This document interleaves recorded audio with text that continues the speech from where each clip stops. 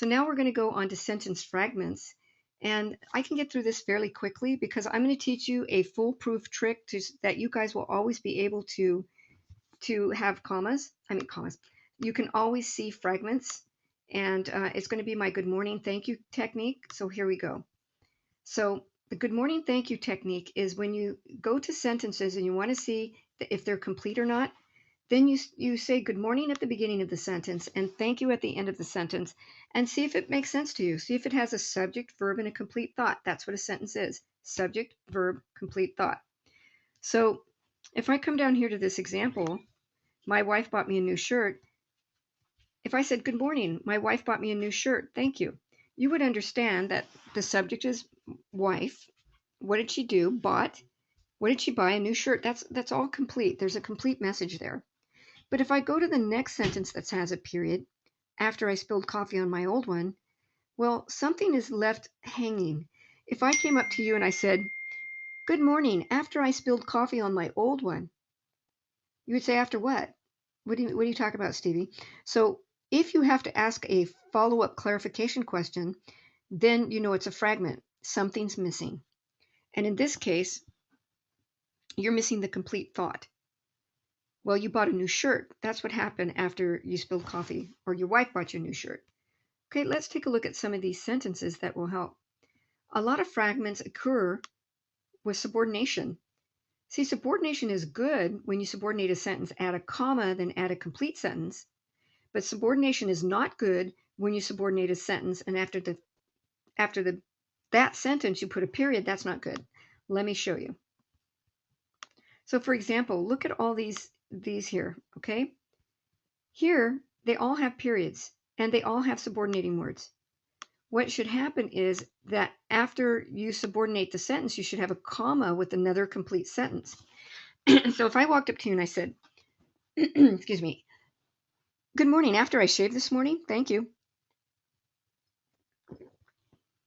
Well, you'd be asking, well, what happened after you shaved? Did you cut yourself? Did you run around the block? What'd you do? So what should happen is I really should have a comma here, and then I should write a complete sentence, and that would make it legal. After I shaved this morning, I got breakfast. So I got breakfast is the complete sentence, not after I shaved this morning. So it should say, after I shaved this morning, comma, I got breakfast. So let's look at the next one. Good morning. Although I like living in Bakersfield with easy access to the LA basin, thank you. Well, although what? Well, you still don't like the smog, or I still don't like the haze, or I still want to move, or whatever, even though you like the easy access, okay? So all of these are fragments because they have a subordinating word and then a period after their sentence, where they should have a comma plus a full sentence. Let me make this more clear.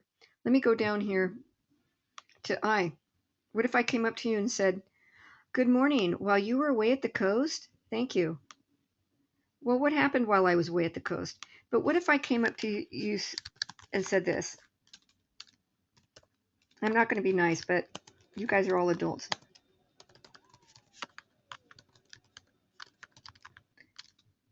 Okay, what if I came up to you and said, good morning, while you were away at the coast, I slept with your best friend. Thank you. Okay, now we have a problem on our hands. Now we have a full sentence. I should have a comma here, and it won't let me go to comma. Come here. I got to make this a comma. Okay, so it should say, while you were away at the coast, comma, that's my subordinating sentence. You have to have a comma, then you have to have a complete thought. I slept with your best friend. Okay, not a nice thing to do, but it's a complete sentence. How about J? Good morning. When your father gets home and hears about this mess, thank you. Well, what's going to happen when father gets home? Not that we want to know, but what's going to happen? He will ground you. He will make you clean it up. He will yell at you. Something has to complete that sentence. Okay? So let's look at a couple of more examples. We'll go to the next page here. So let's look at this one. Tony nervously bought his date a dozen roses. Well, that sounds good because I have an actor, Tony. What did he do? He bought something. What did he buy? A dozen roses. So that's a complete sentence. But this also has a period, and so I have to do my trick. Good morning. Picking at the petals shyly. Well, what if I came up and said that to you? Good morning. Picking at the petals shyly. Thank you. Well, you think I'm crazy, but you're going to wonder who's picking at the petals shyly. There's no actor. There's no noun. There's no subject. Picking at the petals shyly. I have to say, Tony was picking at the petal shyly. I need an actor, but I can't jump over this period and go borrow Tony because a period means full stop. You can't borrow. It's not math. Okay, let's go down to another. Let's take a look. Let's look at C. Good morning. Trying to pick up my check. Thank you. What this should be is a comma, right? We should say, good morning. Trying to pick up my check. I spent all day in the unemployment line. So an incomplete sentence or subordinate sentence can be married to a with a comma. But if you put a period after subordinating sentence, then you've caused a fragment. And a fragment bad. And a fragment's always wrong on the exam. And if you see a fragment on the grammar portion of the test, mark it wrong, close your eyes, circle the other answer because the other answer has to be right because a fragment is always wrong. Always. Bar none. And you'll probably get 4 fragments on the test. Okay? So just to keep going here, let's keep moving along. I'm just a little bit after 11, but I'm just trying my best to get you out on time. So what if I came up and said, good morning? Party goers must arrive to the station very early. That sounds like a sentence. Why? Because I have a subject, party goers.